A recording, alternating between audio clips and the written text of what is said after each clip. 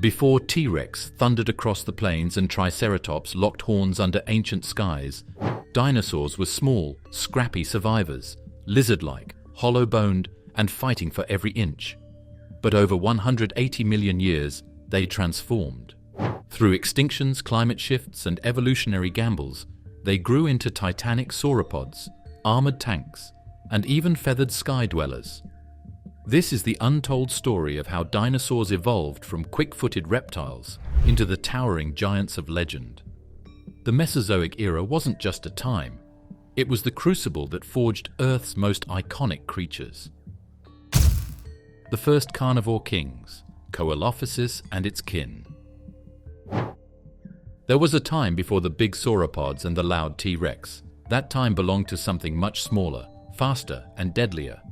Coelophysis is a predator that is no bigger than a man and has thin, hollow bones. Its senses are strong enough to rule a harsh, changing world. Coelophysis lived in the late Triassic period, about 210 million years ago. It was one of the first known theropods, which is the group of dinosaurs that would later give rise to the biggest meat eaters in history. But Coelophysis didn't need to be big to win. It was made to be fast, coordinated, and use a cruel pack-based strategy, which made it better than anything else on 2 legs or 4. Measuring about 10 feet long but weighing less than 100 pounds, Coelophysis was all angles and speed. Its name means hollow form, referring to its lightweight, air-filled bones that made it quick and agile. Its legs were long and muscular, designed for running. Its tail acted like a tightrope walker's pole, balancing its movements as it turned and twisted mid-sprint. This was no lumbering brute.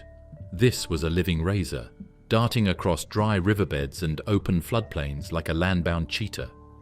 Its head was narrow and lined with sharp, backward-curved teeth, perfect for holding slippery prey like small reptiles, amphibians, and early mammal-like creatures. Its forward-facing eyes gave it depth perception, a critical advantage for a hunter that relied on timing its pounce just right.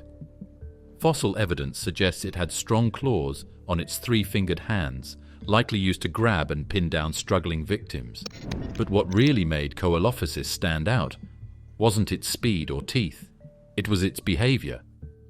In Ghost Ranch, New Mexico, paleontologists uncovered a staggering bone bed containing hundreds of Coelophysis fossils all buried together. Some were young, others fully grown. Theories exploded. Was this a flood trap, a drought death site, or were these animals moving in packs?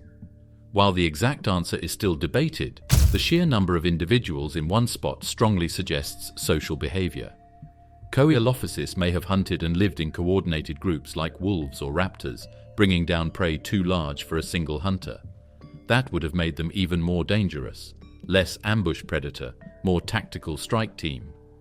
Even scarier, some Coelophysis skeletons look like they have bones from young animals inside their rib cages.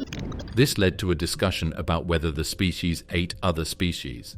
When they were hungry, did they eat their young? Were these things left over from a nesting place, or were they just wrong assumptions? According to some experts, the bones came from other small animals.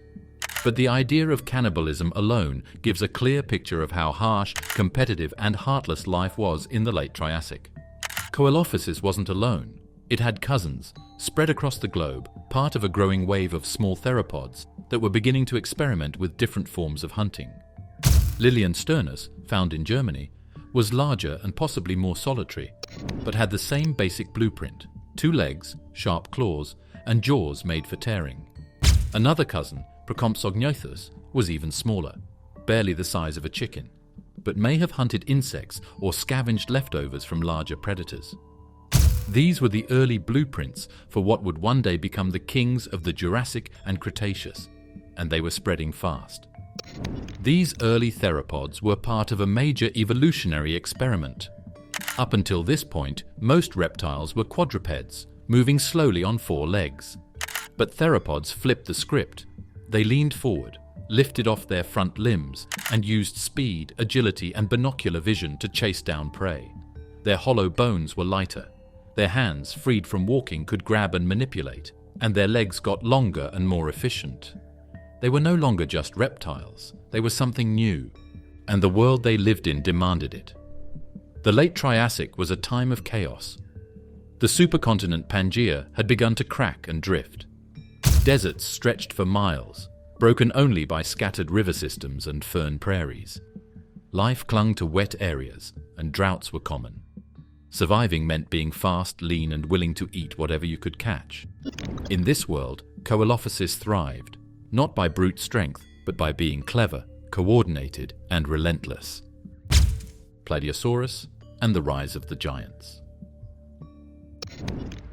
Plateosaurus was one of the first truly huge dinosaurs.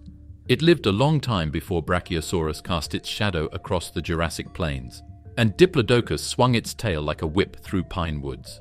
The Plateosaurus lived around 214 million years ago in the late Triassic. It was a major turning point in the development of dinosaurs. It was one of the first big mammals to walk standing on two legs. It was much bigger than most of the other animals around it and paved the way for the huge sauropods that came after. It was evolution's first real attempt to build something big. It had a strange mix of reptile speed and huge size. At a time when most land animals were small, squat, or armored, Plateosaurus stood out. Adults could grow up to 30 feet long and weigh as much as 4 tons. Its long neck gave it access to high vegetation, and its powerful hind legs carried its hefty frame across open plains and forests. It walked mostly on 2 legs, though it may have dropped to all 4s when grazing low to the ground or climbing shallow slopes. This flexible posture made it adaptable, and adaptability was key in a world constantly shifting under environmental stress. Its body was long and muscular, with a barrel-shaped torso, strong hips, and a thick tail for balance. Its arms were relatively short but strong, ending in hands with sharp claws. These claws may have been used for defense or to pull down branches. The head was narrow, with leaf-shaped teeth suited for slicing through ferns, cycads, and horsetails. Unlike the grinding teeth of later sauropods, Plateosaurus didn't chew its food much. It likely swallowed it in chunks and relied on its gut to do the rest, possibly using stones, called gastroliths, to help break down tough plant matter. It was big, but that wasn't its only benefit. In many ways, Plateosaurus's body looked a lot like a bird's. Its bones were strong and light at the same time. Some of them had air pockets inside them to make them lighter, which is something that many later dinosaurs and later birds also had. Because its chest was deep, it was likely that it had big lungs and a strong, effective breathing system. Not only was it big, but it was also busy. It wasn't a slow grazer. It could move fast when it needed to, maybe to get away from danger or to fight for food and mates. Fossils of Plateosaurus have been found across Europe, especially in Germany, Switzerland, and France, suggesting it was highly successful in its time. In fact, one site in Germany has yielded over 100 individuals, ranging from juveniles to fully grown adults. This fossil graveyard has sparked debates among scientists. Was it a mass death from a sudden flood, a drought-driven die-off, or evidence of herding behavior? While we may never know for sure, the sheer number of fossils hints that Plateosaurus may have lived in groups, or at least gathered near water sources during dry seasons. Plateosaurus was a member of the Prosauropods, a group that came before the giant four-legged sauropods like Apatosaurus and Brontosaurus. Prosauropods were the experiment phase of giant herbivore evolution. They tested what worked: longer necks, upright walking, bulkier frames, better lungs. Over millions of years, these traits would be pushed to the extreme, resulting in creatures the size of buildings. But it started here, with animals like Plateosaurus that dared to be bigger. Plateosaurus's huge range of growth rates is one of the most interesting things about it. Some quit growing when they were 16 feet long, while others kept growing until they were 30 feet long. Scientists think this could mean that its growth rates were flexible, going slower when food was scarce and faster when food was plenty. This method, known as developmental flexibility, is not common in snakes, but is common in birds and mammals. It might have helped Plateosaurus survive in the Triassic, when droughts and wildfires changed the shape of the land all the time. Pseudosuchians. the crocodile-like rulers before the dinosaurs took over. It wasn't the dinosaurs who held the throne before the sauropods grew taller than trees, and the hawks sharpened their claws. Old archosaurs called pseudosuchians lived in that area. They looked like alligators, but walked tall, ran fast, and ruled the land with their iron mouths and armored hides. During the late Triassic, these animals were the most dangerous hunters, and for a while, it looked like they would be the most powerful people in the Mesozoic. The name Pseudosuchian means false crocodile, but these animals were anything but fake. They were part of the same larger family tree that includes both crocodilians and dinosaurs, but their path branched off early. Some looked like bulky armored tanks. Others, like Plateosaurus, walked on two legs and had long, narrow skulls full of dagger-like teeth. They came in all shapes and sizes, and they filled nearly every predator role in their ecosystems. Take Plateosaurus, for example. Living around 220 million years ago, in what's now the southwestern United States, it was one of the apex predators of its time. It could grow over 20 feet long and weigh up to 1,000 pounds. Though it had short front limbs, its powerful back legs suggest it could occasionally stand or even walk bipedally. That gave it a surprising advantage: reach, speed, and a better view of the landscape. Its jaws were filled with serrated teeth, perfect for tearing flesh, and its thick body was lined with bony armor plates called osteoderms. This wasn't a scavenger. This was a high-speed killer built for ambushes and domination. One group of pseudosuchians that went in a different direction was the Etosaurs. These herbivorous snakes had low bodies that looked like pigs and were covered in thick armor. Their noses were short, so they could dig through the ground and grab roots or bugs. They were tough, even though they weren't hunters. They moved in groups to stay safe because their backs were like shields and their tails were covered with spikes. Imagine a crocodile crossed with an armadillo. Now picture dozens of them running across a dry riverbank.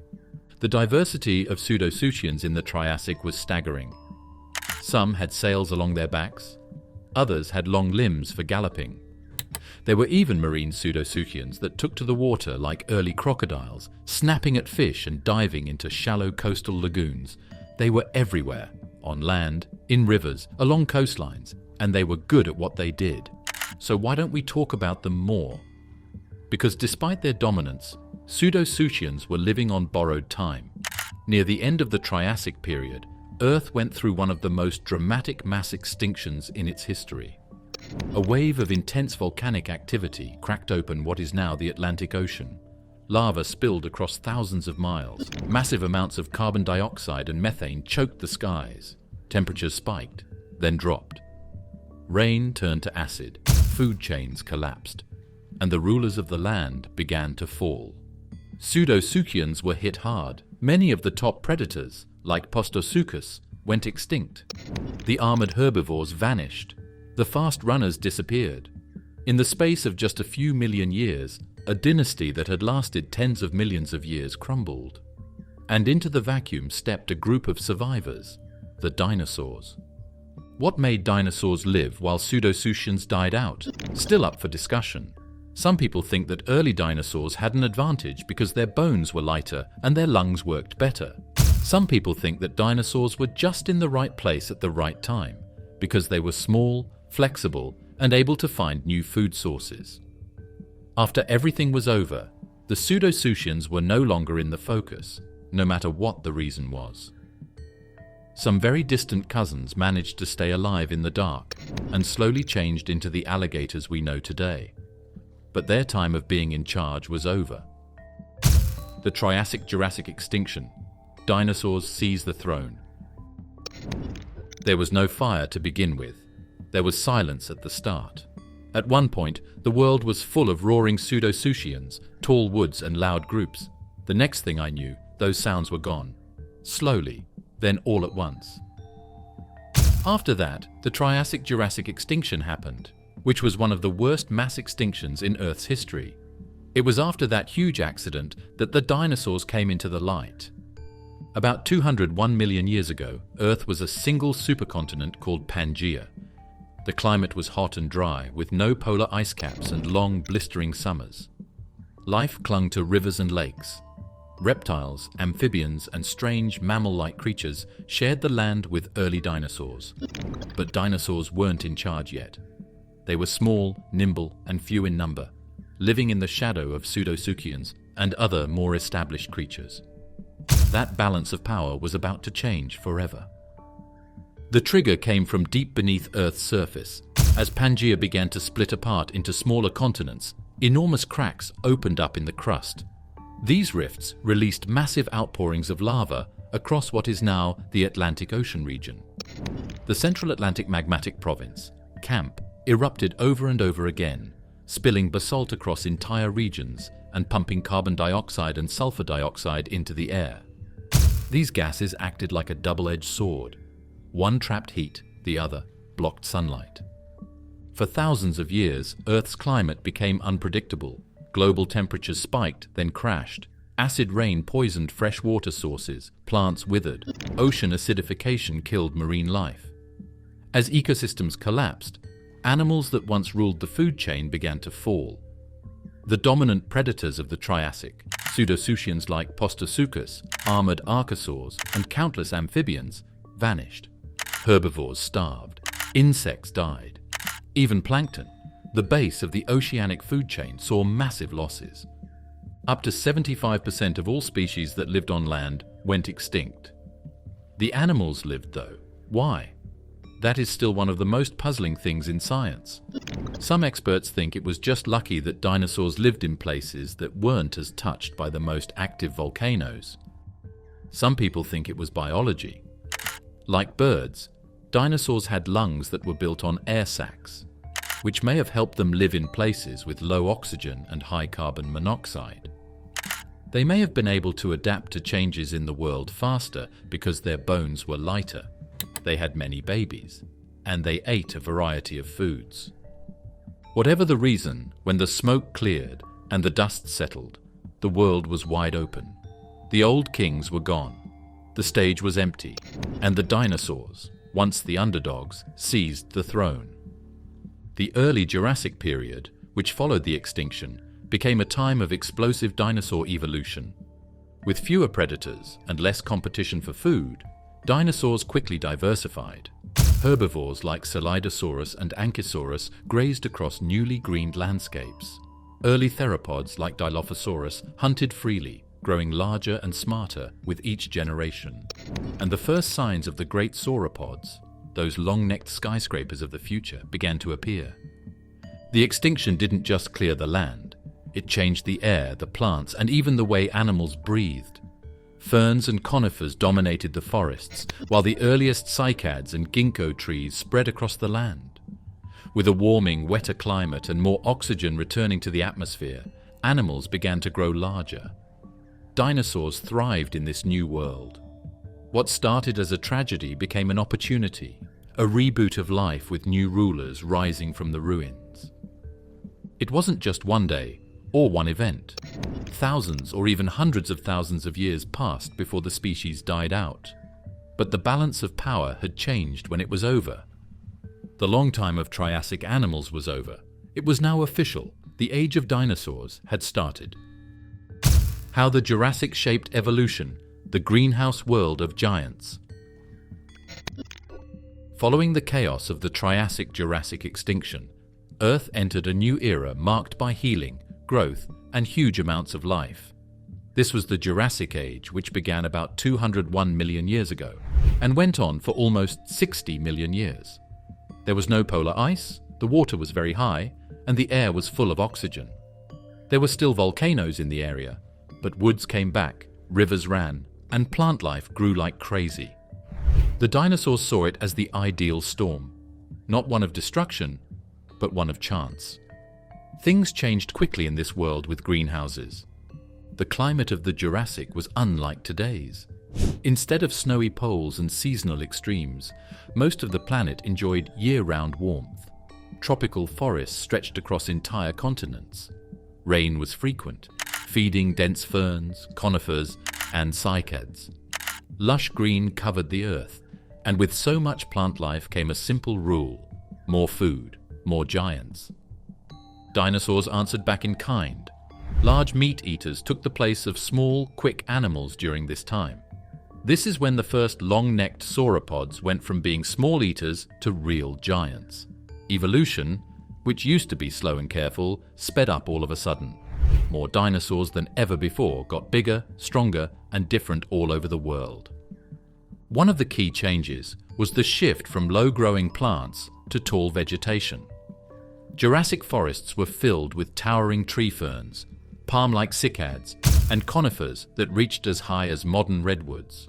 To reach the nutritious leaves up top, some herbivores began evolving longer necks, stronger legs, and massive torsos to support giant guts.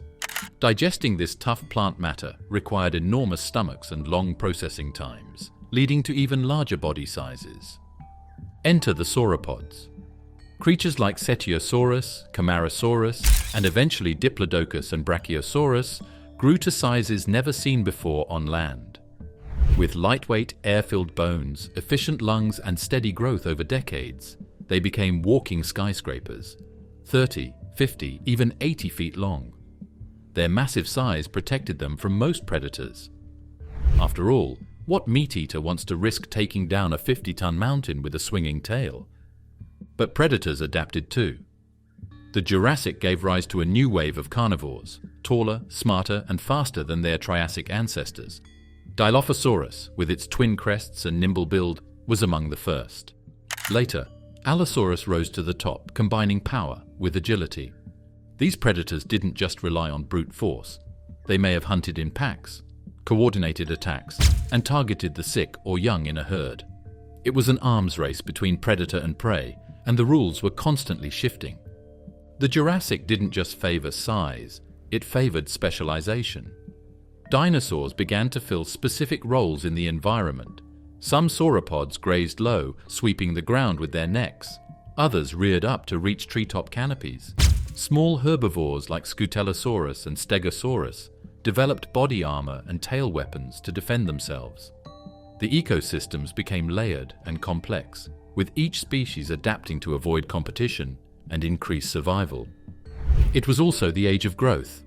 While Pangaea was still breaking up, new land bridges were being built. Dinosaurs moved, changed, and developed without any help from each other. As species moved from one area to another, they brought new traits and habits with them. South America, North America, Africa, and Eurasia all had their own unique groups of dinosaurs.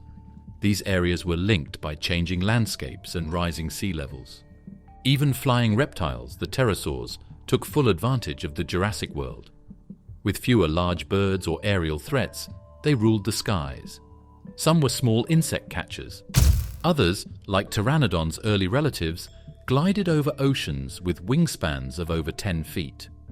Insects, amphibians, and early mammals also quietly evolved in the shadows, laying the groundwork for future upheavals. The way dinosaurs kept themselves warm inside is a little-known fact about Jurassic development. A lot of experts now think that some dinosaurs from the Jurassic were warm-blooded, or at least able to keep their bodies at a certain temperature. This made it possible to move farther, hunt more, and grow faster. In a world like a greenhouse, having warm blood gave you an advantage, and it may have helped the dinosaurs take over even more quickly. The Jurassic wasn't just a time of survival, it was a time of invention. Nature was experimenting on a grand scale, stretching necks, hardening armor, sharpening claws, and extending lifespans. The planet was stable, the climate was kind, and the biosphere was exploding with life. Diplodocus to Brachiosaurus, why sauropods got so big. In a world with tall trees, plants that never stopped growing, and few animals that were big enough to threaten them, sauropods didn't just get bigger, they changed what it meant to be big. From the Diplodocus, with its whip-like tail, to the Brachiosaurus with its high forehead, these Jurassic giants were more than just huge plant-eaters. They were the biggest animals that had ever lived on land. But being bigger wasn't just because they ate more. It was a complicated plan for development, made up of bones, lungs, behavior, and chances. Let's start with Diplodocus. It lived around 150 million years ago and could grow up to 90 feet long, yet it was surprisingly lightweight for its length. That's because its bones were filled with air sacs, like the ones birds have today. These air pockets reduced weight without sacrificing strength, allowing the dinosaur to stretch out that long, whip-like tail and its impossibly extended neck. It wasn't bulky. It was engineered like a bridge, strong, light, and built for reach. It had a neck that was stiff and could be over 25 feet long. Its legs didn't curl like a giraffe's. Instead, they moved mostly side to side, sweeping across the ground or reaching across large areas without moving their huge bodies. That meant Diplodocus could eat for hours without moving, using little energy to pick up ferns and soft plants that were lying on the ground like a living lawnmower. Then there's Brachiosaurus, a very different kind of giant. While Diplodocus hugged the ground, Brachiosaurus reached for the sky. It had a shorter tail, longer front legs, and a neck that pointed upward like a tree crane. It likely fed on high vegetation, leaves that few other animals could reach. Some scientists believe it could grow over 80 feet long and weigh more than 60 tons. Standing up to 40 feet tall, it may have stripped the tops of conifers that even other sauropods ignored. With its nostrils high on its head, it may have even been able to breathe easily while feeding among the treetops. Why did dinosaurs get so big? One reason is easy to understand: food. There were lots of plants in the Jurassic world. There was no grass yet, but plants, cycads, and big conifer trees grew in thick woods everywhere. Animals that were bigger could get to more food, break down tougher plants, and store more energy. But processing took time, and being big also helped with that. The guts of sauropods were very big, and they probably had fermenting microbes that broke down plant matter slowly over days or even weeks. With longer guts, bigger bodies could handle food more quickly and with less need to chew. Unlike mammals, which chew thoroughly, sauropods probably swallowed their food in chunks. Their simple peg-like teeth were good for stripping leaves, but not for grinding. So instead, their massive bellies did the work, slowly churning, fermenting, and absorbing nutrients. It was like having a walking compost system inside their bodies. And again, the bigger they were, the more efficient this process became. Another advantage of size was protection. A full-grown Brachiosaurus or Apatosaurus had almost no predators. Even the largest carnivores of the time, like Allosaurus, would have thought twice before attacking a 50-ton wall of muscle and bone. Sauropods didn't need armor. Their size was their shield. For the young and vulnerable, herding behavior likely offered safety in numbers, something many modern animals like elephants still rely on. Their bodies were also built for the long haul. Their column-like legs worked like pillars, supporting their immense weight with minimal stress. Their tails balanced their long necks, and their feet had cushioning pads to handle the pressure of walking across hard ground. Evolution had turned them into walking skyscrapers. Mobile, efficient, and hard to stop. Even their respiratory system gave them an edge. Like birds, sauropods likely had a unidirectional breathing system where air flowed in one direction through the lungs. This made oxygen exchange more efficient and kept their huge bodies cooler. It may have also supported their endurance, allowing them to move slowly but steadily across long distances in search of food and water. The most shocking thing about them is that their size didn't make them slow. Even though they were very big, sauropods may have walked up to 10 miles a day to find food and move with the seasons. Their bones grew quickly, which means they hit full size very quickly, maybe in just 15 to 30 years. They would have been able to avoid being eaten and take over their surroundings even earlier if they had grown so quickly.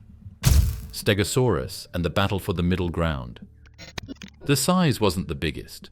The speed wasn't the best.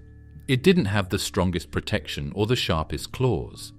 Even so, Stegosaurus made a name for itself in the harsh world of the Jurassic, and it did so in style.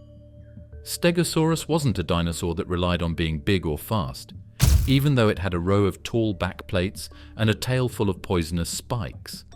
It did well in the area between big sauropods and fast hunters, by being smart where others were strong, and by developing traits that scientists still don't understand. Living about 155 to 150 million years ago in what's now western North America, Stegosaurus roamed alongside giants like Diplodocus, Apatosaurus, and apex predators like Allosaurus. But unlike those creatures, it kept a low center of gravity. It walked on 4 short, sturdy legs, had a broad body, and a small head close to the ground. Its back was lined with 17 large kite-shaped plates that rose like sails from its spine, some nearly 2 feet tall. And then there was the thagomizer, 4 long, sharpened spikes on its tail that it used like a swinging mace to smash bones and drive away threats. Despite its intimidating weaponry, Stegosaurus was a plant eater. It likely fed on low-lying ferns, cycads, and other soft vegetation, using its narrow-beaked mouth to strip leaves and its peg-like teeth to chew in simple motions. It wasn't built to eat high or run fast, but it didn't need to. Its real genius was in its defense. Paleontologists have been confused by the plates on its back for more than 100 years. Why were they armor? Maybe, but they were too thin to stop bites. Do you think they were used to control the heat, like organic sun panels? That's one idea.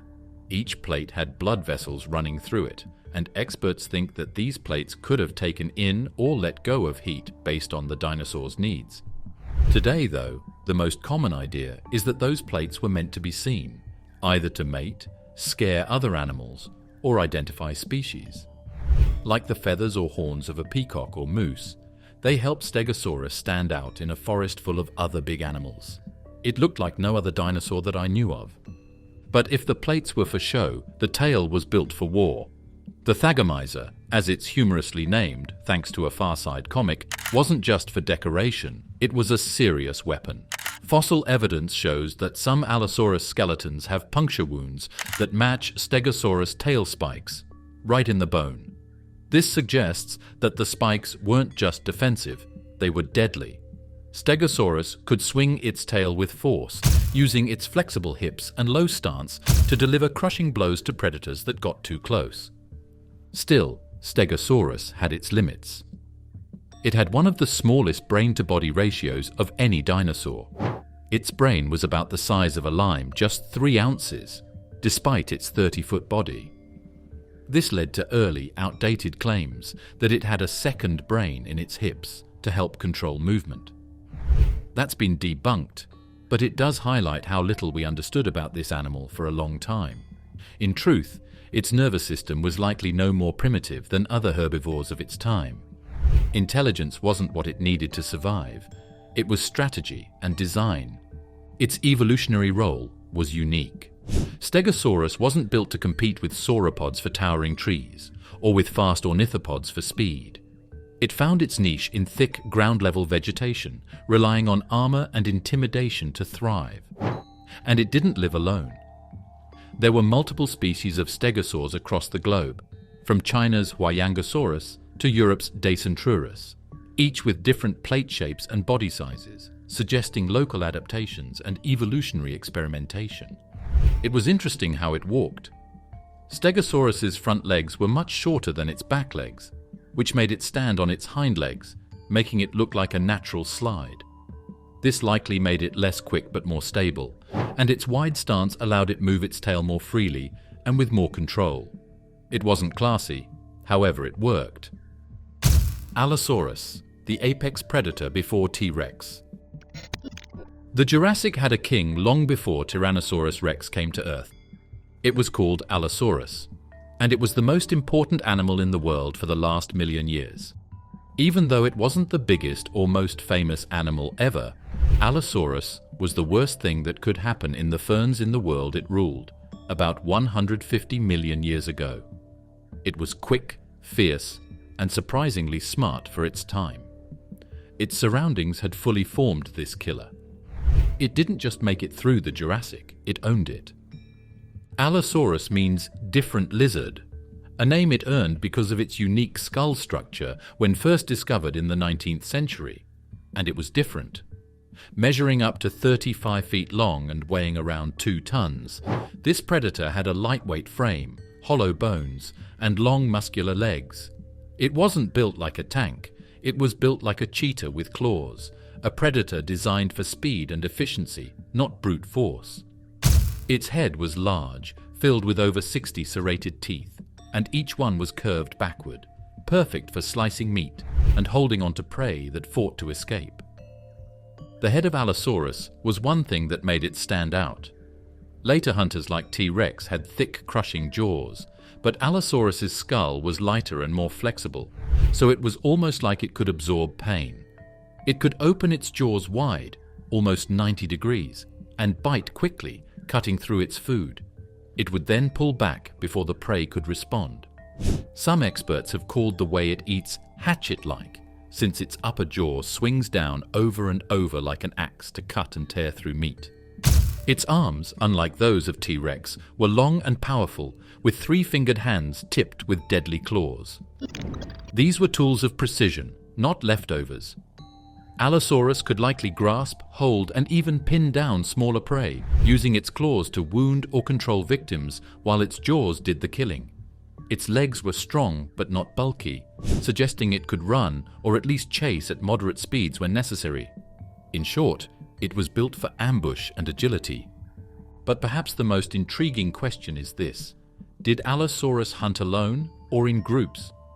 Fossil sites in places like the Morrison Formation in North America contain the remains of many Allosaurus individuals, often near the bones of large herbivores like Stegosaurus or Camarasaurus. Some scientists believe this points to group hunting behavior, packs of Allosaurus working together to bring down prey too large for one animal alone. Others argue these are simply feeding grounds, where many predators gathered after the kill, not before. We may never know for sure, but even the possibility of cooperative hunting in a predator of this age is mind-blowing. Speaking of prey, Allosaurus had plenty to choose from. It lived during a golden age of herbivorous giants. Sauropods like Apatosaurus, Diplodocus, and Camarasaurus filled the landscape, their long necks rising above the trees. But these massive animals weren't easy targets. So Allosaurus likely hunted the young, the sick, or the isolated, and may have relied on ambush attacks to get the upper hand. A single powerful bite, followed by retreat and bleeding, might have been enough to bring a large prey animal down over time. Within its bones is an interesting trait. CT scans of Allosaurus heads show that it had a big olfactory bulb, which means it could smell things very well. Its eyes were looking forward, which helped it see in the dark, which was useful for hunting in woods. Allosaurus wasn't just strong, it was also sharp. Its body was flexible, and it could attack quickly. Yet despite all this, it wasn't invincible. Injuries were common. Many fossils show broken ribs, healed fractures, and bite marks on bones, sometimes from other Allosaurus. This suggests they may have fought among themselves, over territory, mates, or food. They lived rough lives, full of conflict, competition, and danger, even from their own kind. Balance was what made Allosaurus such a good hunter. It didn't depend on just one trait. The right amount of speed, teeth, claws, and brains were all in it. At a time when sauropods and armored herbivores ruled the world, it evolved to be quick, strong, and smart enough to stay on top. Feathers before flight, the dinosaurs that looked like birds. Flesh walked the earth long before birds had wings. Between the end of the Jurassic and the beginning of the Cretaceous, amazing things started to happen in the world of dinosaurs. A group of small, light-built theropods, which are related to Velociraptor and T-Rex, began to grow feathers. Not for taking off, not yet, but to keep warm, show off, and maybe even hide. These things were not really birds, but they were pretty close. Their shape made it hard to tell the difference between dinosaurs and the birds that would one day rule the sky. Scientists are learning more and more that birds did not come from dinosaurs as they had thought. Birds used to be dinosaurs. Ankylosaurs is one of the most famous cases of this change. This animal lived in China about 160 million years ago. Its name means near bird. It was about the size of a crow and had long arms and legs.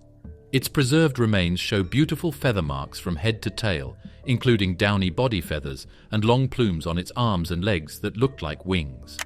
However, Ankylosaurus was not able to move. It had too few bones, too few muscles, and arms that were too short. It wasn't for flying with those feathers. Most likely, they were for warmth or show. It was like this dinosaur was in the middle of its evolutionary journey, testing out flight before it became a real thing. Then there's Microraptor, another star from China's famous fossil beds. This creature was smaller, sleeker, and looked like something out of a science fiction movie. It had wings not just on its arms, but on its legs. 4 wings total, covered in aerodynamic feathers. It lived around 120 million years ago, and may have been able to glide from tree to tree like a prehistoric flying squirrel. Some scientists believe it could even manage short bursts of powered flight, flapping all 4 limbs in the air. But whether it flew or glided, Microraptor was clearly something new. It was a dinosaur with the blueprint of a bird. Fossil sites in Liaoning Province, China, have revealed dozens of feathered dinosaurs, many more than most people realize. Creatures like Sinornithosaurus, Caudipteryx, and Yutyrannus all wore feathers, and they weren't small. Yutyrannus, for example, was a cousin of T-Rex that grew over 30 feet long and weighed nearly 3,000 pounds. Yet it had thick filamentous feathers covering its body. Why would a predator that size need feathers? Probably not for flying, but for warmth. It lived in a colder climate, and its feathers acted like a built-in winter coat. This flips the old view of dinosaurs on its head. For decades, people imagined scaly, lizard-like giants roaming in slow motion. But now, we know many dinosaurs were warm-blooded, agile, and covered in feathers of various types, some fuzzy, some flashy, some sharp. Feathers didn't begin with birds. They began with dinosaurs, possibly as far back as the Triassic. The early uses of feathers were likely non-aerodynamic. They helped with temperature regulation, allowed for visual displays during mating rituals, or made the animal harder to see in the shadows of a dense forest. Think of them like tools, first for keeping warm, then for showing off, then, only later, for taking to the skies. It was one of nature's most brilliant cases of accidental design. Evolve something for one purpose, then find a better one. Fossils like Archaeopteryx, discovered in Germany in the 1860s, were once seen as the perfect missing link between birds and dinosaurs. It had flight feathers, a wishbone, and even the beginnings of a beak. But it also had teeth, clawed fingers, and a long bony tail. Today, we realize that Archaeopteryx wasn't the first bird. It was just one branch of many in a wide, feathery family tree. The truth is, there were hundreds of dinosaur species experimenting with flight, feathers, and everything in between. Some theropods that lived on the ground also had protofeathers. The velociraptor, the one that became famous in Jurassic Park, almost certainly had wings. It has quill bumps on its bones where feathers used to be, and a fluffy coat would have covered its smooth body. Even though it couldn't fly, its feathers were probably used for warmth, balance, and maybe even to sit on eggs like a bird. By the end of the Cretaceous, the line between bird and dinosaur had all but vanished. Some feathered dinosaurs developed better wings, lighter bones, and stronger breast muscles. They took to the air, not in one leap, but in a slow evolutionary crawl. And when the asteroid struck 66 million years ago, wiping out most of the dinosaurs, one group survived, the avians, the birds. Therizinosaurs, the feathered freaks with giant claws. You might think it was funny if someone told you there was a dinosaur that looked like a big winged sloth and had sickle-shaped claws longer than your arm. It wasn't, though. It was true. It was called Therizinosaurus, and it was one of the weirdest dinosaurs ever found. A lot of the rules about what a dinosaur should be were broken. It wasn't a meat hunt. It didn't move quickly. Its teeth were not very sharp. Still, its claws looked like they could kill anyone in the Mesozoic Era. Scientists didn't know what it was for years. But now we know that this freak and its relatives were a group of theropods that went in a strange direction. They had peace, feathers, and sword-sized claws. When fossils of Therizinosaurus were first discovered in Mongolia in the late 1940s, all paleontologists found were giant claws, each nearly 3 feet long.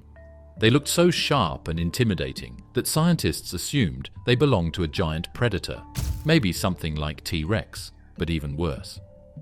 But as more bones were uncovered over the decades, the real picture began to emerge, and it stunned the scientific world. Instead of a meat-eating monster, Therizinosaurus turned out to be a slow-moving, long-necked, pot-bellied herbivore.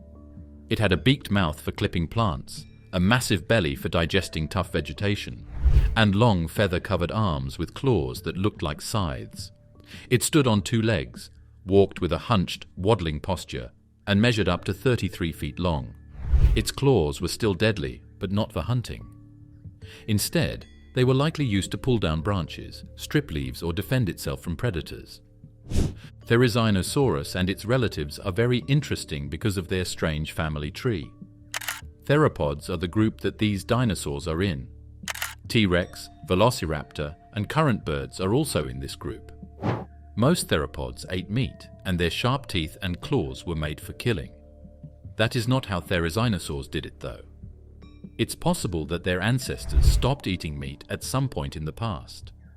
Over millions of years, their bodies got bigger so they could digest leaves. Their necks got longer so they could browse, and their feathers got longer to keep them warm and show off.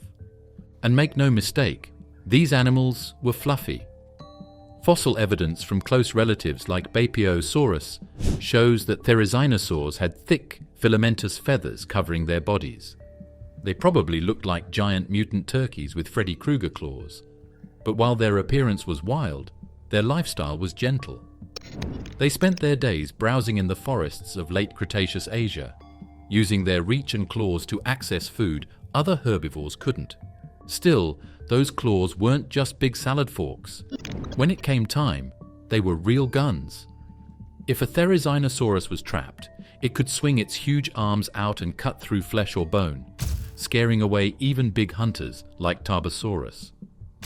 Think about being a meat-eating dinosaur that was looking for food and got hit in the face with a 3-foot spear. Most animals would run away from that fight. Other members of this bizarre family included Nothronicus from North America and Allosaurus from China. These smaller Therizinosaurs shared the same basic body plan: long necks, beaked mouths, feathered arms, pot bellies, and of course, claws. Fossils of Nothronicus show that it had a stiff, upright stance, likely using its tail for balance while it reached up into trees. Like their larger cousin Therizinosaurus, these dinosaurs evolved in environments full of competition, where being different was an advantage. But perhaps the most intriguing thing about Therizinosaurs is what they tell us about dinosaur evolution as a whole. They prove that not all meat-eating dinosaurs stayed meat-eaters. They show how feathers, once thought to be a bird-only feature, were widespread and used for many reasons: insulation, camouflage, signaling, or defense. And they demonstrate how evolution isn't a straight line from simple to advanced. Sometimes it loops back, takes weird turns, and creates creatures that don't seem to make sense until you see the whole picture. The Cretaceous explosion, when dinosaurs diversified everywhere. In the Cretaceous, there were a lot of different kinds of animals. The Jurassic was the age of giants, from horned beasts in North America to sail-backed predators in Africa, and from armored tanks in Asia to duck-billed groups in Antarctica. The last few million years of the dinosaur era were a crazy mix of shapes, sizes, and habits. It looked like evolution had gotten out of hand. The dinosaurs didn't just get bigger or move faster. They also got stranger, more colorful, and more specialized. Some of them flew, some of them swam, some of them grew crests, shields, or huge claws. During the Cretaceous, there were many worlds, and dinosaurs learned to live in all of them. This period lasted roughly 80 million years, from 145 million years ago until the asteroid struck 66 million years ago. That's a long time, and in that span, Earth's continents split apart, oceans widened, climates shifted, and plants changed forever. Flowering plants, angiosperms, appeared and spread, transforming ancient fern jungles into more modern-looking forests. and dinosaurs responded by evolving into some of the most specialized animals the world had ever seen. Take Pachycephalosaurs, for example. These were the dome-headed dinosaurs famous for their thick skulls, some up to 10 inches thick. Species like Pachycephalosaurus likely used their heads for combat, either ramming rivals or engaging in head-to-head shoving matches like bighorn sheep today. Others think the domes were for display, signaling strength or identity. Either way, this was a dinosaur that wore its weapon on its head and turned its own skull into armor. Then there were the ceratopsians. This group started with small creatures like Stegosaurus, about the size of a dog, but over millions of years, they grew into giants like Triceratops with massive frills, face horns, and parrot-like beaks. Their neck frills may have protected their necks, helped with thermoregulation, or served as mating displays. Horns came in all shapes and sizes, from the straight spikes of Stegosaurus to the curled blades of Pachycephalosaurus. Some had more horns than faces. These were not slow, dull animals. They were complex, possibly social, and fiercely defended their herds. And don't forget the Ankylosaurs, the walking tanks of the Cretaceous. Covered in bony armor from head to tail, some even had massive tail clubs that could shatter bone. These animals likely moved slowly, but were almost impossible to kill. Their heads were low and wide, their teeth small and leaf-shaped, perfect for low browsing. And while they didn't chase predators, they didn't need to. Predators knew better than to mess with a spiky boulder. Meanwhile, in the skies, feathered dinosaurs continued evolving into true birds. Species like Confuciusornis and Ichthyornis show how flight adapted over time. Some had beaks with teeth, others had long tails or clawed fingers. There wasn't just one path to flight. There were dozens of experiments happening all at once, as different species tested new features in a world that was constantly changing. In the oceans, marine reptiles like Mesozoic took over, growing up to 50 feet long and ruling like underwater dragons. And then there were the massive pterosaurs in the air. Some, like Quetzalcoatlus, had wingspans over 30 feet. While not dinosaurs themselves, they shared the skies and prey with their land-based cousins, and added even more diversity to this chaotic era. But the rise of predators that fought the earlier kings may have been the most important change in the Cretaceous. Early tyrannosaurs in North America were small, like DeLong, who was a chicken-sized hunter. But over millions of years, they changed into huge top predators, with T-Rex being the most famous of all of them. Carnotaurus and other giant abelisaurids that lived in South America got small arms and bulldog mouths. Spinosaurus moved to Africa and lived in rivers. Its back changed to look like a sail, and its jaws changed to catch fish. No matter what land they were on, predators found new ways to rule. And yet, even with all this variety, the Cretaceous wasn't a peaceful time. Climate change, volcanic activity, and shifting ecosystems forced dinosaurs to adapt constantly. Some succeeded and flourished. Others vanished long before the asteroid hit. Entire groups, like the massive sauropods, became rare or disappeared in some regions, replaced by herds of smaller, more mobile plant eaters. Spinosaurus, the river monster that broke all the rules. For more than 100 years, most people thought of dinosaurs as roaring, land-based giants that moved quickly or slowly, but always stayed on dry land. Then Spinosaurus showed up and broke everything we thought we knew. This was not a normal animal. It lived more like a hippo than a lizard, and was longer than T-Rex. Spinosaurus was not only unique, it was new. Its spine was shaped like a sail, its head was shaped like a crocodile, and it lived in water.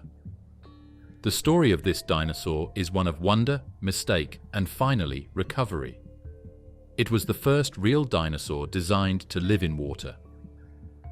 Spinosaurus aegyptiacus lived around 100 million years ago during the mid-Cretaceous period in what is now North Africa. It was enormous. Estimates suggest it reached lengths of 50 to 59 feet, possibly longer than any known carnivorous dinosaur. But what made it truly bizarre wasn't just its size, it was its shape.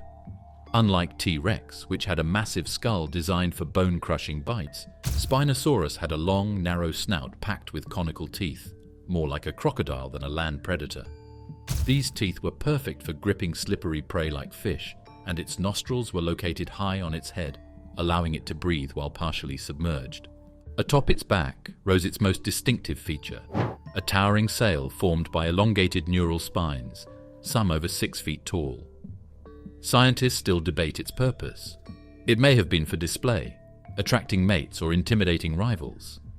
It could have played a role in regulating body temperature, like the sails of certain reptiles today. Or maybe it helped camouflage the animal when swimming, breaking up its silhouette in the water. Whatever the reason, the sail made Spinosaurus one of the most recognizable and confusing dinosaurs ever found. For decades, we misunderstood Spinosaurus completely. The original fossils were discovered in Egypt in 1912 by German paleontologist Ernst Stromer. Unfortunately, those bones were destroyed during World War II when the Munich museum housing them was bombed. For years, all we had was Stromer's notes and a few fragments. Then, in the early 2000s, new fossils began to emerge in Morocco, bits of skull, vertebrae, and eventually partial skeletons. These remains revealed a creature unlike anything seen before. By 2014, a major breakthrough stunned the scientific world. A new Spinosaurus specimen showed drastically different proportions: short, stubby legs, flat feet, and a long paddle-like tail. In 2020, that tail was fully described, and it changed everything. It was wide, flexible, and capable of lateral movement, exactly what you'd expect from an aquatic swimmer. This wasn't a dinosaur that just hung around near water. This was a dinosaur that lived in it. Spinosaurus likely hunted fish in massive river systems that flowed through North Africa during the Cretaceous. Its diet probably included giant sawfish, lungfish, and coelacanths, huge, slow-moving aquatic prey. It may have also scavenged on land or eaten smaller animals near shorelines. But its physical build, dense bones to reduce buoyancy, nostrils high on the skull, and a propeller-like tail, pointed clearly toward a life spent mostly in the water. Then there were its arms and legs. With their long, strong arms and big claws, they may have used them to catch food or dig through mud on the sides of rivers. Its legs, which were once thought to be very long, like those of other theropods, were actually very short, which suggests it wasn't good at running on land. It probably walked funny on land, but it was agile and dangerous underwater. Spinosaurus may have lived in the same way that a crocodile or river monster does. It hung out below the water, waiting for something to get too close. Spinosaurus is interesting for more than just how strange it is. That's how its story shows how science is always changing. For a long time, we put dinosaurs into neat groups. Those that walked on land, ate meat, and ate plants. Nature isn't neat, though. It's a mess. Spinosaurus also shows us that evolution doesn't follow the rules. It breaks them. This dinosaur left the land and changed to live in water. It may have been the top hunter in a whole river system. Ankylosaurs, the living tanks of the dinosaur world. Visualize a monster with so much armor that it looked like a living castle. This dinosaur didn't run away from danger. It faced it. Its head to tail were covered in thick, hard plates, and the end of its tail had a huge club that could break bones. This was the Ankylosaur, which was nature's first tank. Most dinosaurs lived by being fast, big, or having sharp teeth. Ankylosaurs, on the other hand, were almost impossible to kill. Even though the Cretaceous was a dangerous place, that plan worked amazingly well. Ankylosaurs weren't just one species. They were a whole family of armored dinosaurs. They first appeared in the early Jurassic, but it was during the Cretaceous that they truly came into their own. These creatures were low to the ground, broad-bodied, and moved slowly, but they were built like tanks for a reason. Every inch of their backs was covered in thick osteoderms, bony plates embedded in the skin like a coat of natural armor. Their heads were like helmets, often with horns or spikes around the edges. Their eyelids even had armor. That's how serious their defense system was. Ankylosaurus magniventris was one of the most well-known of these live tanks. Around 68 to 66 million years ago, this dinosaur lived in what is now North America. It was the last dinosaur of its kind to live. It got as long as 30 feet and weighed almost 8 tons. Even though it was very big, it moved slowly and ate plants. Its wide beak-like mouth helped it find food on the ground. It wasn't very fast, but it made up for it with defense. The tail of Ankylosaurus ended in a massive club of solid bone. This wasn't just for show. Biomechanical studies suggest it could swing that club with enough force to crush bone, maybe even break the legs of predators like T-Rex. In fact, the tail club may have been one of the most powerful weapons in the dinosaur world, capable of swinging with the same energy as a modern baseball bat, but made of several hundred pounds of solid bone. But the Ankylosaurs' defenses didn't stop at their tails. Many species had rows of spikes, studs, and armor plates all over their bodies.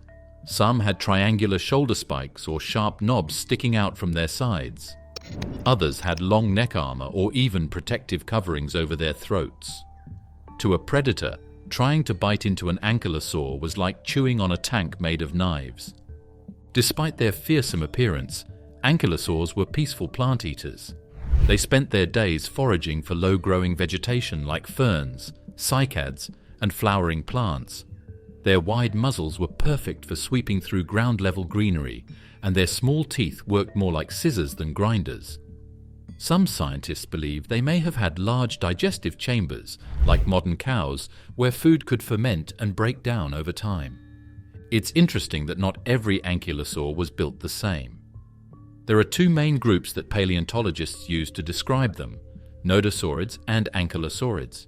Nodosaurids didn't have a tail club, but their shoulder spikes were often even more unique. For example, Edmontonia had huge shoulder armor and rows of sharp studs running down its back. Ankylosaurids, like Ankylosaurus, had tail clubs and armor that was wider and flatter. Both groups had a lot of success and spread all over North America, Europe, and Asia. In Asia, one particularly famous ankylosaur was Saichania, whose name means beautiful one in Mongolian. Despite the name, this dinosaur was a beast, heavily armored, incredibly strong, and adapted to desert-like environments. Its armor wasn't just on its back. It had bony reinforcements in its ribs, hips, and even eyelids, making it one of the most thoroughly defended creatures to ever walk the earth. Ankylosaurs were very different from other animals of their time, which makes them even more interesting. Hadrosaurs relied on speed and herding, and ceratopsians like Triceratops used horns and frills to scare off enemies, but ankylosaurs just dared them to try. Their only way to stay alive was to outrun and out-armor any danger. It worked. They lived with top animals and managed to stay alive for tens of millions of years, as shown by fossils. Pachycephalosaurs and the evolution of bone armor. It seems like Pachycephalosaurus is trying too hard to get your attention at first glance.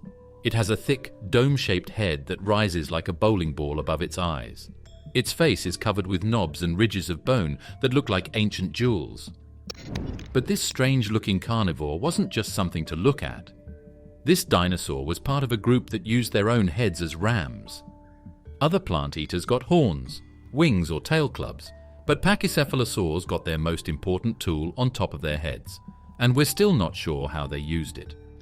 The name Pachycephalosaurus means thick-headed lizard, and it's well earned. The top of its skull could be over 10 inches thick, solid bone reinforced to take or deliver powerful blows. This dinosaur lived during the late Cretaceous period, around 70 to 66 million years ago, in what is now North America. It grew up to 15 feet long, walked on 2 legs, and had relatively short arms. Its teeth were small and leaf-shaped, ideal for munching on low-growing plants, fruits, or soft vegetation. But what made it truly unique, what made its entire family of dome-headed dinosaurs stand out, was that massive skull dome. But why did it evolve such a thick head? The most popular theory is simple: headbutting. Much like modern bighorn sheep or musk oxen, Pachycephalosaurs may have used their reinforced skulls to slam into each other in displays of dominance, combat, or mating competition. 2 males might have squared off, lowered their heads and charged, bam, clashing domes in thunderous collisions. Their vertebrae and spinal alignment suggest their necks were built to absorb shock, and the shape of their skulls might have helped direct force away from the brain. But this idea isn't completely true. Some paleontologists say that a straight head-on collision would have hurt more than helped. Others think that these dinosaurs might have attacked by flanking, which means they hit their opponents in the sides with their heads instead of charging them straight on. It's also possible that the dome was mostly for show and not for fighting, like the feathers or horns of a peacock or stag. So a bigger dome might have meant strength, maturity, or good genes, without ever having to be used as a weapon. Fossil evidence has provided some interesting clues. Several Pachycephalosaur skulls show signs of healed lesions and damage, suggesting that individuals did, in fact, knock heads, at least occasionally. But not every member of this family had the same dome shape. Some had flat or lightly domed skulls, with large spikes or knobs instead. For example, Stygimoloch had a smaller dome and long, sharp horns sticking out the back of its skull. Dracorex, whose name literally means Dragon King, had a flat head covered in bony spikes, giving it a reptilian, fantasy-like appearance. Many experts now think that these skulls with different shapes might not be from different species, but from different times of the same dinosaur's life. This idea says that Dracorex and Stygimoloch were actually young or almost adult forms of Pachycephalosaurus, and that the shape of its head changed as it grew older. If this is true, it would mean that young people had sharp, spiked heads, while adults had smoother, more dome-shaped heads for hitting. Whatever the exact purpose of their headgear, Pachycephalosaurs were widespread across what is now North America and Asia. Fossils have been found from Montana to Mongolia, suggesting they were highly adaptable and successful in a variety of environments. Their strong legs and stiff tails may have helped with balance during headbutts, or just helped them move quickly through dense forests where they foraged. While not as massive as Triceratops, or as flashy as Stegosaurus, Pachycephalosaurs show us another creative path evolution can take. Instead of growing armor on their backs or tails, they concentrated their defenses and displays on the head. Their strategy was personal and direct. Don't run from a challenge. Meet it head-on, literally. Ceratopsians, from tiny runners to Triceratops titans. Triceratops was the armored face of the Cretaceous, but its ancestors were small, quick, and surprisingly humble. There were no horns or frills on these early ceratopsians. They didn't attack animals that were after them or fight great battles.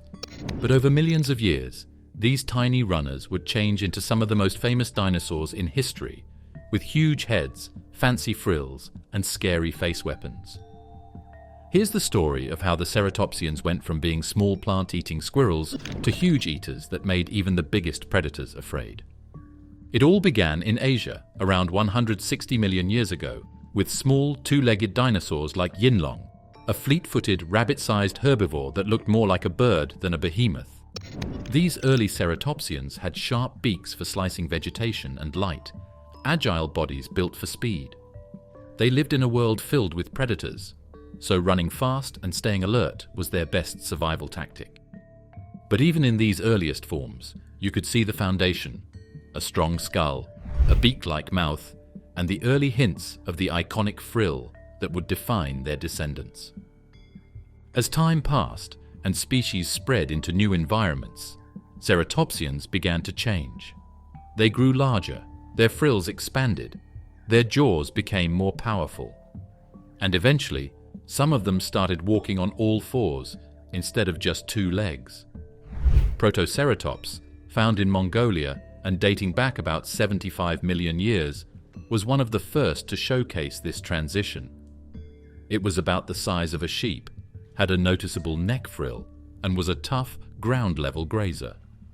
Fossils show it lived in desert environments and may have nested in groups, suggesting social behavior. In one famous fossil, a Protoceratops is locked in combat with a predatory velociraptor, its beak clamped on the raptor's arm, proof that even the smaller ceratopsians could put up a serious fight. But the real explosion came when ceratopsians reached North America. Here, they underwent a dramatic size increase and morphological transformation. Over time, they became enormous, with frills that stretched back like shields and horns that curved, spiked, and flared in all directions. The purpose of these features has been debated for decades. Were the frills used to protect their necks from predators? Possibly. Did the horns serve as weapons? Definitely. But many scientists now believe the frills and horns were also used for display, helping individuals recognize each other, attract mates, or intimidate rivals without actual combat. There were dozens of genera, each with unique shapes and sizes. Centrosaurus had forward-facing nasal horns. Styracosaurus grew long spikes from its frill like a prehistoric crown. Pachycephalosaurus didn't even have typical horns. It had thick, bony bosses instead, like built-in battering rams. And of course, there was Triceratops, the most famous of all. Living in the very last days of the dinosaur age, Triceratops horridus was about 30 feet long, weighed as much as a truck, and had 3 sharp horns and a solid scalloped frill that made it look like a prehistoric knight. It likely traveled in herds, defended its young, and stood its ground when threatened.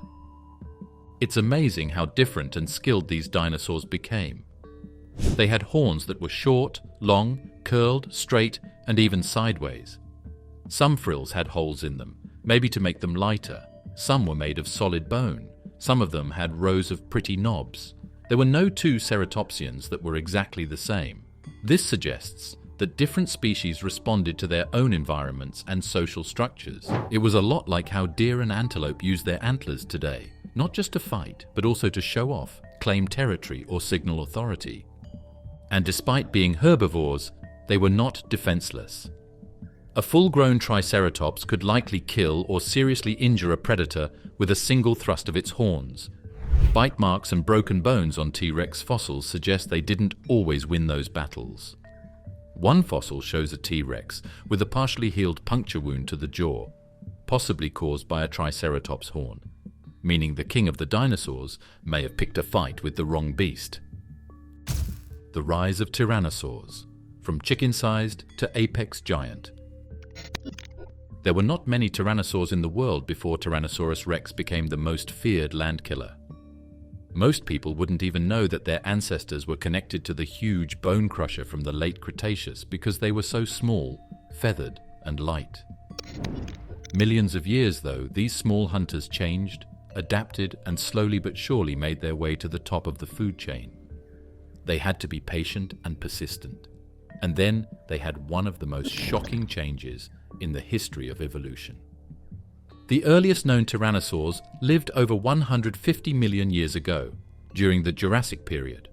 One of them was Proceratosaurus, a small predator about the size of a large dog, with a narrow snout and a lightweight body.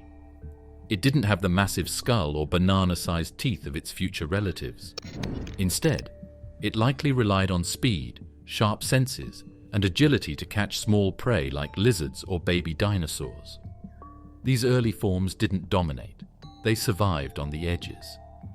As the Jurassic gave way to the Cretaceous, Tyrannosaurs remained small and overlooked. While giant predators like Allosaurus, Carcharodontosaurus, and Spinosaurus ruled the land and water, Tyrannosaurs stayed in the background. They were fast, feathered, and probably intelligent, but not especially threatening. One of the most famous of these mid-sized ancestors is Dilong, discovered in China. It measured just about 6 feet long and was covered in a coat of proto-feathers, proof that even the terrifying T-Rex likely had feathery relatives. But things began to change around 90 million years ago. Something happened in the ecosystems of Laurasia, the northern continents that would become North America and Asia. Many of the large theropods that had dominated for millions of years began to disappear. This left behind an ecological vacuum, a throne with no king, and the tyrannosaurs were ready to take it. Evolution kicked into high gear. Their legs became longer and more powerful. Their skulls grew larger, their jaws stronger, and their teeth thicker and deadlier. Their arms, surprisingly, shrank, possibly to keep balance or avoid injury during attacks. By the time we reach Lithonax, an early large tyrannosaur from 80 million years ago, the transformation is nearly complete. Its name means Gore King, and it's easy to see why. This predator had a wide, robust skull with forward-facing eyes, giving it exceptional depth perception. It was still smaller than T-Rex, but it was clearly heading in that direction. Then came Daspletosaurus, Albertosaurus, and Tarbosaurus, each one larger, meaner, and more specialized than the last.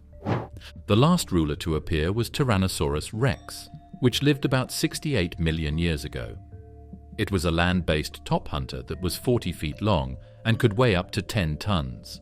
With over 12,000 pounds of force, its teeth could break bone. Its teeth weren't very sharp. They were thick and grooved, so they could cut through meat, muscle, and even bone without breaking. Its head was strong like a helmet, and it had amazing binocular vision that led its bite.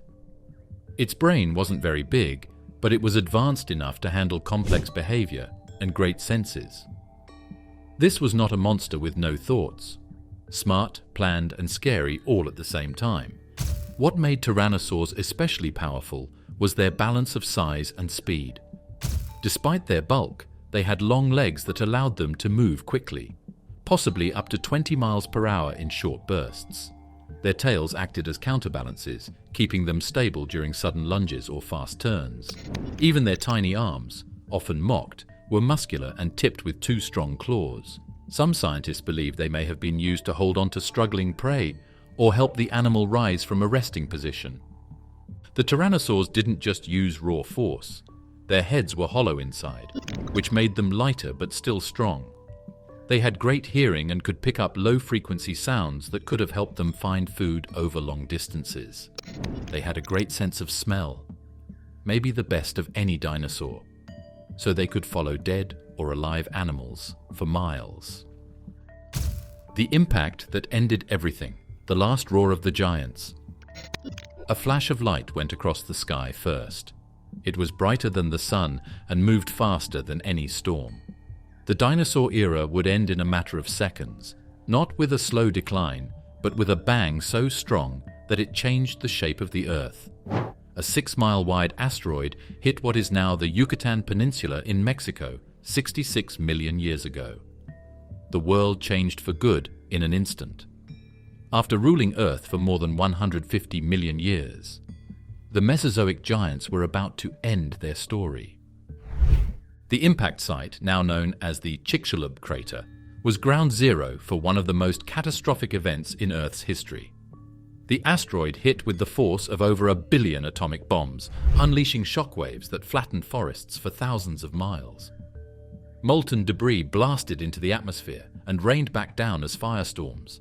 Oceans boiled, earthquakes tore across continents, and within hours, the skies darkened as soot, dust, and sulfur clouded the air, blocking sunlight around the globe. What followed wasn't a fiery apocalypse alone, it was an ice-cold silence. With sunlight blocked for months, possibly years, plants died en masse. Without plants, herbivores starved. Without herbivores, carnivores fell. It was a slow, relentless collapse of the food chain, and very few made it through. Around 75% of all species on Earth vanished, including every non-avian dinosaur.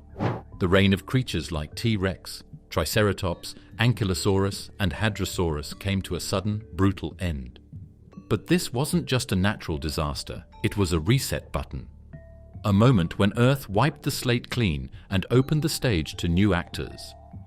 Small mammals that had lived in the shadows suddenly had space to grow. With no towering dinosaurs to compete with or hide from, they began to thrive. In the ashes of one world, another began to form, the age of mammals. Still, not all dinosaurs went away. The birds, which looked like current dinosaurs, were able to stay alive. They had an advantage because they were small, had warm bodies, and could change what they ate. Not long after their cousins died out, they took to the skies and lived on. The bones of every pigeon, owl, eagle, and sparrow you see today hold fossils from the Mesozoic.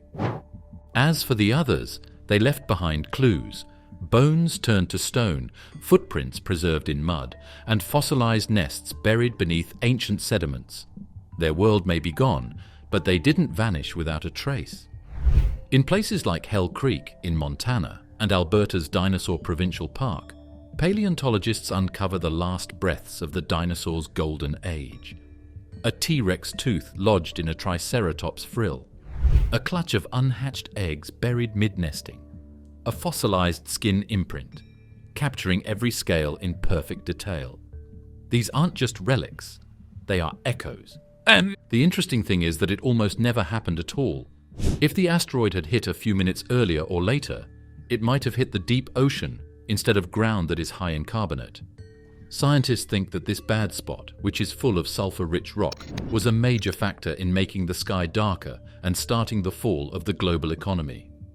The dinosaurs might have lived if the crash spot had been somewhere else. It's possible that T-Rex is still around, but fate had other plans. In the Mesozoic era, there were a lot of crazy trials in evolution. There were fast pack hunts, loud plant eaters, strange creatures that looked like birds, and herbivores with armored tanks. Dinosaurs weren't just survivors, they were also shapeshifters who changed themselves and their world until one last strike destroyed it all. But their heritage lives on in birds, skeletons, and the stories we keep finding out about them. If this trip through the age of giants got your attention, please like the video, follow for more deep dives into the past, and leave a comment below. Which time period of the dinosaurs would you go back to if you could?